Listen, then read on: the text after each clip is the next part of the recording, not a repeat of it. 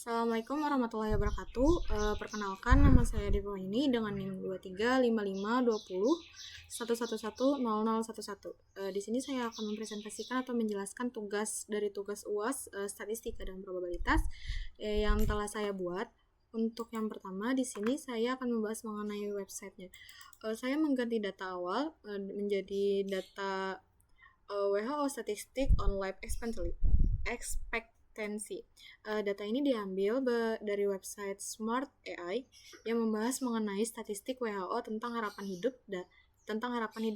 Dataset statistik WHO tentang harapan hidup adalah dataset komprehensi yang dikomplikasikan oleh Organisasi Kesehatan Dunia atau WHO dan Perserikat Bangsa-Bangsa.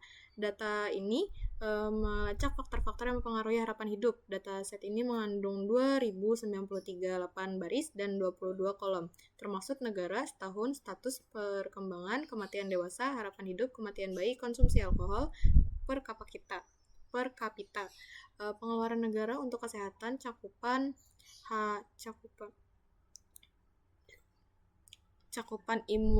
imunisasi, indeks masa tubuh, kematian di bawah usia 5 tahun, kematian akibat HIV atau AIDS, produk kosmetik bruto, populasi, kondisi tubuh, informasi pendapatan dan pendidikan, dan kemudian saya akan rangkum menjadi data di Indonesia saja. Nah, untuk data di Indonesia saja saya telah memasukkan ke dalam file ini yang sebanyak 16 baris dan 22 kolom.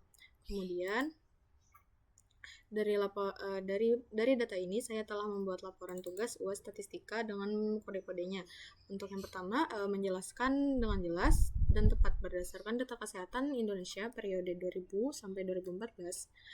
Saya telah melakukan analisis statistik menggunakan metode regresi dan korelasi untuk memahami hubungan antar variabel dan tren yang telah terjadi. Dalam analisis ini saya menggunakan Python dengan beberapa library seperti Pandas, NumPy, Chippy, dan Matplotlib untuk pengelolaan dan visualisasi data. Pertama, dari hasil analisis korelasi ditemukan beberapa hubungan penting antar variabel. Angka hubungan hidup menunjukkan korelasi positif yang kuat dengan tahun lebih dari 0,8 yang berarti terjadi peningkatan konsisten dalam angka harapan hidup selama periode pengamatan.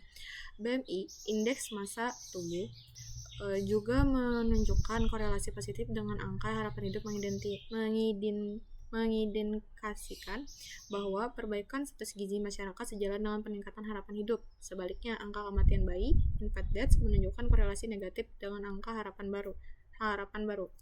hidup yang baru, yang berarti penurunan angka kematian bayi berkontribusi pada peningkatan harapan hidup. Ini adalah kodenya. Kemudian dalam analisis regresi linear sederhana tahun dan angka harapan hidup, model menunjukkan hasil signifikan dengan R-square lebih dari 0,8 yang berarti model dapat menjelaskan lebih dari 80% variasi dalam data. Kemudian koefisien regresi slope menunjukkan peningkatan rata-rata harapan hidup sekitar 0,2 tahun per tahun. Hasil statistik signifikan dengan value kurang dari 0,5 mengonfirmasi bahwa tren peningkatan ini bukan kebetulan. Untuk analisis lebih komprehensif, saya melakukan regresi linear berganda dengan memasukkan variabel BMI dan GDP sebagai predator tambahan. Model ini memberikan pemahaman lebih baik tentang bagaimana berbagai faktor dalam simultan mempengaruhi angka harapan hidup. Hasil menunjukkan kombinasi ketiga variabel dan menjelaskan variasi dalam tersebut. Dari visualisasi data, terlihat tren peningkatan dengan jelas angka harapan hidup dari tahun 2000 sampai 2018. Plot sketcher dengan garis regresi menunjukkan fit yang baik antar model dan aktual. Prediksi untuk tahun-tahun berikutnya mengalami peningkatan yang cukup signifikan.